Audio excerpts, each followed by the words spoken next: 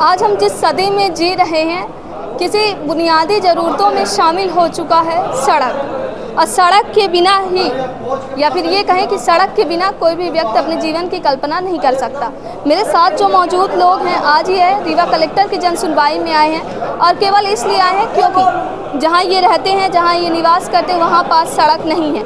कहाँ का मामला है, क्या है पूरा मामला, इनसे जान लेते हैं। क्या नाम है?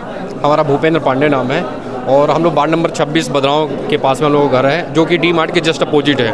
और वहाँ से लेके तकरीबन 1.5 किलोमीटर का रास्ता ऐसा है, पूरा अंदर कॉलोनी बसे हैं। कम से कम वहाँ पे नहीं होंगे तो कम 200-250 मकान है, और कम से कम रहने वाले भी 1500-1800 वहाँ मेंबर हैं। लेकिन वो रोड इतनी ख़राब हो गई, बच्चों को स्कूल जाना, हम लोग को कोई बाइक से जाना होता है अगर कॉलोनी के अंदर, हम लोग कॉलोनी के अंदर भी नहीं जा सकते, क्योंकि इतना कीचड़ है कि वहाँ पर जब कोई नगर प्रशासन की, जब कोई नगर निगम वाले कोई आएँ तब तो एक बार देखें। और उस समस्या से हम लोग हमेशा जूझते रहते हैं। मतलब हम लोग को वर्किंग में निकलना है, बच्चों को स्कूल जाना, हमेशा समस्याएं होती रहती हैं। तो हमारा निवेदन यही था, हमने 181 में, सीएम हेल्पलाइन में, सब जगह हमने फ़ोन लगाया। क्या कहा गया? पार्षद भी आपके यहाँ के होंगे? हम लोग के वार्ड नंबर 26 के स्वतंत्र शर्मा जी हैं, एक बार आए हैं वो देखने के लिए। उन्होंने खुद कहा था कि मैं इस जब ये महापौर वाला चुनाव है उसके बाद मैं आके इस रोड को बाकायदे से RCC बनवा दूंगा।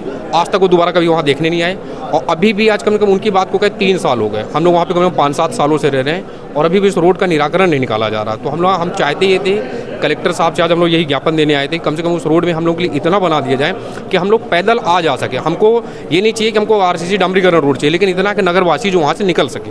अच्छा, ये आप लोग जब आए, मतलब यहाँ आए आप लोग पहली बार, तो क्या पहले से ही सड़क इसी तरह थी, कभी बनी भी थी? नहीं, रोड तो पहले से ही ऐसी थी। अब जैसे जैसे लोग रहने लगे इसलिए समस्याएं बढ़ने लगी, और इतना कीचड़ हो गया कि वहाँ से चलना मुश्किल हो रहा है। बच्चे स्कूल तक नहीं जा पा रहे हैं, पैर जूता वगैरह सब खोल खाल के बच्चों को स्कूल छोड़ना, पैदल रोड तक पहुँचा पा रहे हैं, यही समस्याएं हैं। अच्छा, तो यहाँ क्या कहा गया है? यहाँ पे आश्वासन दिया गया है मैडम कि नगर निगम से आपकी कार्रवाई की जाएगी, अपन पास कर दे रहे नगर निगम के लिए। रोड इतनी ख़राब थी मैडम कि हम लोग ना कलेक्ट करके 500-500 रुपये, 1000 रुपये जिसके पास हुआ, हम लोग कलेक्ट करके जाने लायक बनवाए हैं। अगर किसी स्त्री को प्रसव पीड़ा होता है तो एम्बुलेंस तक नहीं जा सकती। ये बहुत बड़ी दुर्घटना है। नगर निगम क्षेत्र में, नगर निगम वार्ड नंबर 26 आता है। तो गाँव शहर की ये स्थिति, शहर की स्थिति मैडम, ये समस्या है।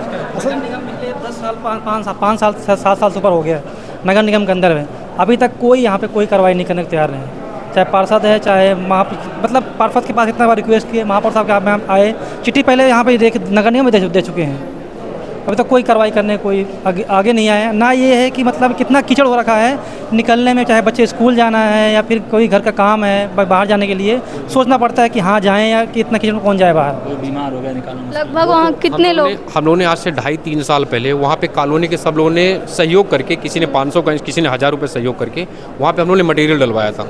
आज अगर उस रास्ते से हम लोग थोड़ा बड़ा भी निकल पाते ना, इस वजह से क्योंकि हमने वहाँ पे मटेरियल अपने पैसे से लगा के डलवाया है। तो हमारा नगर निगम से, प्रशासन से बस इतना था कि हम लोग को रोड वहाँ पे बनवा के दे दी जाए। तो यहाँ कुछ कहे हैं कि अधिकारियों को भेजेंगे कि केवल पावती? अभी तो इन्होंने कॉपी सिर्फ नगर निगम को भेजी है। अच्छा। अब कब तक में काम होगा वो बोलेंगे 1 सप्ताह के अंदर में आप देख लीजिए। हमने भी उनसे कहा है कि 1 सप्ताह का आप वेट जब तक आप करेंगे ना, क्या था जब 10 दिन धूप आ जाती है तो अपने आप सूख जाता है, फिर किसी से लेना देना नहीं। मेन समस्या तब होती है जब पानी गिर जाता है। बरसात के दिनों में बहुत दिक्कत होती है। मेरे पास तो एक फ़ोटो है, बोलिए तो मैं आपके मोबाइल पे शेयर कर दूंगा, आप उसे फ़ोटो में अपने न्यूज़ पे आप एक बार दिखा सकती हैं कि क्या स्थिति है हमारी कॉलोनी की। ठीक है, तो आज़ादी के लगभग 75 साल बाद आज ये लोग आए हैं, तो केवल इसलिए क्योंकि सड़क नहीं है। जहाँ पहले के समय में देखते थे कि पगडंडियाँ होती करती थी और उसी से लोग गुजरते थे, लेकिन अब सरकार खुद दावा करती है कि हम बेहतर सड़क बना रहे हैं। सड़क के नाम पर कई तरीके से टैक्स वसूले जा रहे हैं, लेकिन जब जनता से पूछा जाए, लोगों से पूछा जाए, ज़मीनी स्तर पर देखा जाए तो सड़क कहाँ है और कहाँ सरकार द्वारा बनाई गई, इसका कोई अता पता नहीं है। आज ये लोग आए हैं तो केवल सड़क के लिए आए हैं। अब देखना होगा कि अब इनको क्या सड़क मिलती है, या फिर ये जैसे पहले जीवन व्यतीत करते थे उसी तरह ये परेशानियों भरा जीवन केवल सड़क के कारण व्यतीत करते रहेंगे। और केवल ये लोग नहीं, इनके बच्चे हैं, बुजुर्ग हैं, जिन्हें कई प्रकार की समस्याओं का सामना करना पड़ता है। वीडियो जर्नलिस्ट नीरज के साथ सोनाली दुबे की रिपोर्ट।